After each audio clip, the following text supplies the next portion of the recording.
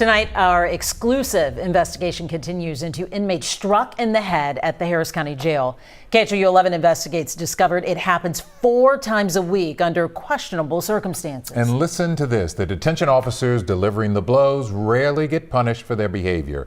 Jeremy Rogowski is back tonight with more on his troubling investigation. Jeremy. Yeah, Len and Mia, we actually found more detention officers disciplined for things like poor attendance or bringing a cell phone inside the jail over the past 4 years than for striking an inmate in the head. Everybody was talking about it, and I mean, everybody was talking about it. He says they were talking about, even bragging about, this.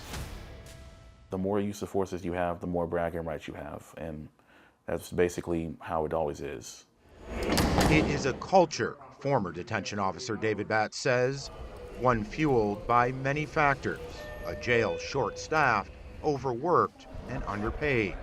But most of all, they don't hold anybody accountable for any of their actions. These officers can do whatever they want. Nobody was held accountable in this jail beating. Or this one either. Or many, many more. Over 4 years at the Harris County Jail, KHOU 11 Investigates identified 810 cases of questionable head strikes, but only 10 detention officers disciplined for delivering those blows.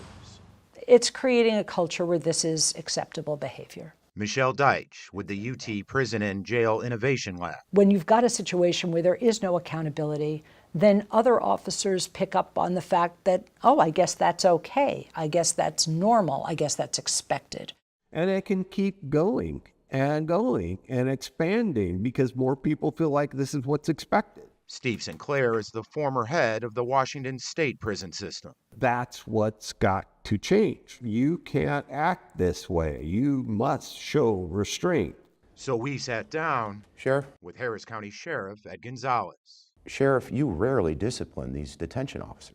Why? When we're talking about excessive use of force at a macro level, there has been discipline. I think what we're talking about specifically are strikes to the head. So if you're singling out just strikes to the head, then in that category, yes, I think that we weren't firm enough or clear enough to really address that part of it. The sheriff's office didn't address inmates struck in the head, even when those cases were criminal.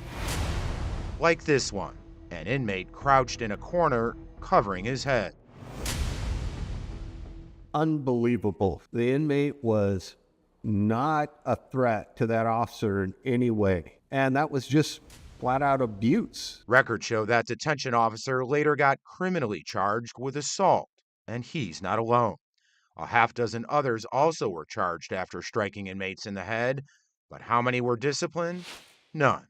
How can a detention officer be charged with assaulting an inmate and still stay on the job? I think we allow there to be a review by the district attorney's office, a grand jury, to determine if there's going to be indictment on them. But before they were indicted, every one of those detention officers went on to punch other inmates in the head. 4 to 5 times in one case, 12 times in another, even an inmate struck 35 times. The sheriff concedes a better decision would have been to pull them off the floor. It's important for us to make sure that that frontline supervision is doing their job and using their best judgment, looking to see if we could be doing this much better. And like I said, there's things that we can obviously be doing better. In fact, Sheriff Gonzalez is pledging to make some major changes at the Harris County Jail. We'll share those with you tomorrow night at 10, or you can learn about them right now on KHOU 11 Plus, as well as one case where it took an inmate's death for the sheriff to take sweeping disciplinary action, guys. Interested to see what those changes are and when they might happen. Jeremy, thank you. Just looking at the video is just astounding. Yeah. Astounding. All right. Excellent work. Thank you.